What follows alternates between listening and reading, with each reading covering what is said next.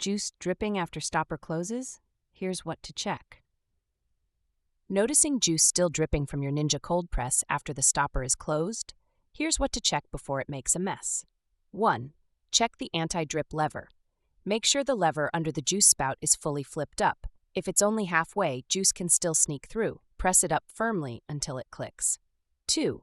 Inspect the spout seal. Open the juice spout and check inside for pulp buildup or sticky residue. Even a small layer can prevent the seal from closing fully. 3. Wipe and dry the seal area. Moisture can keep the flap from sealing tight.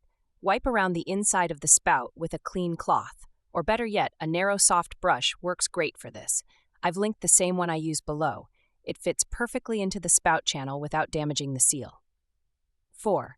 Don't overfill the chamber.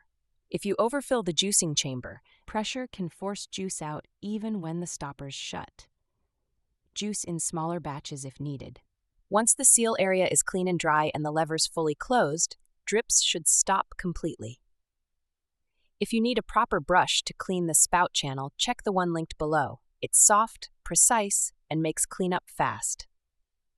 If this helps stop the dripping, subscribe to No Filler Fixes for more quick appliance breakdowns. Thanks for watching and juice easy.